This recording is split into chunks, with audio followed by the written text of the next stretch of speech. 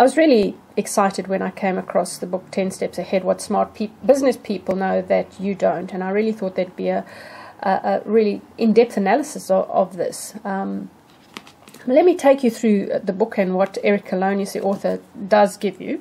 The key thing that he asserts that smart business people have is vision, okay? And then he talks about other elements like how you can scale up the vision or how you can get to the vision. But he talks about awakening, seeing, intuition, courage and conviction, scaling it up, luck.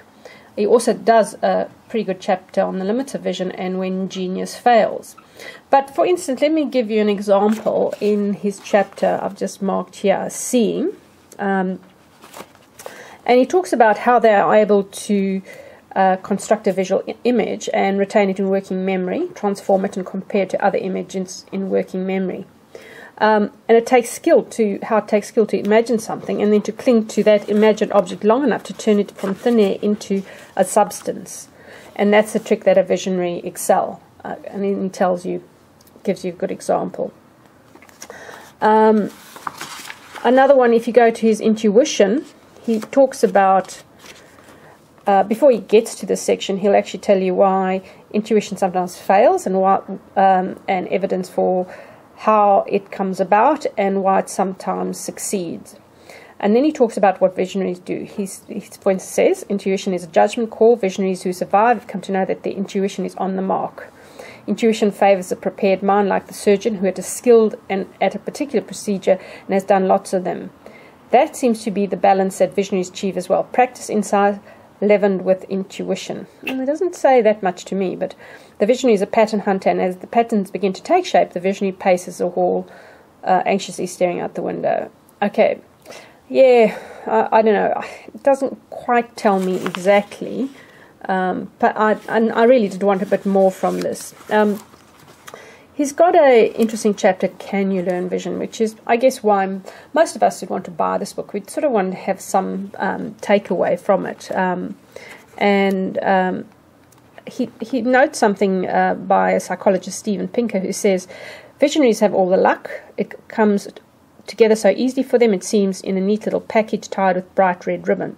Most geniuses have been dealt a hand of 4 aces when it comes to genes, says psychologist Steven Pinker. The same could be said of visionaries. Visionaries are born with emotional intelligence card, the intuition card, the visualization card, and even the luck card.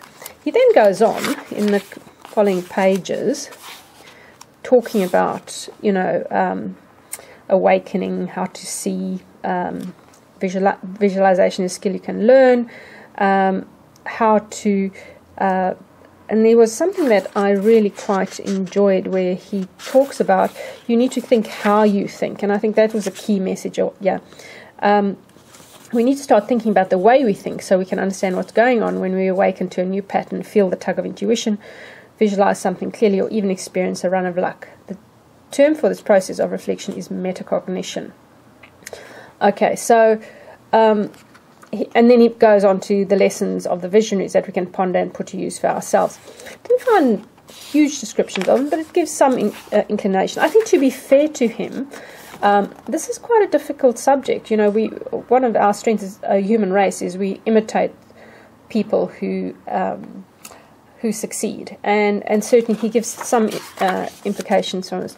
I thought this book was good. I would probably give it a 6 out of 10. What I thought, surprisingly, I marked a lot of pages. I know I shouldn't fold pages over, but which I wanted to go back to and just have a close look at some of the things. So for a book that I kind of thought it was okay, I had quite a remarkable number of things. I must take note of that. I must take note of that. But I think maybe it's the writing style to a certain extent. I didn't find it as satisfying as, say, Malcolm Chadwell's Outliers. I've just read Gut Feeling. I've read The Drunkard's Walk. And those are all really satisfying books. And this is probably just the way an author communicates his point. But a worthwhile read, if you can get hold of it. I'd give it, as I said, a 6 out of 10. Okay, bye now.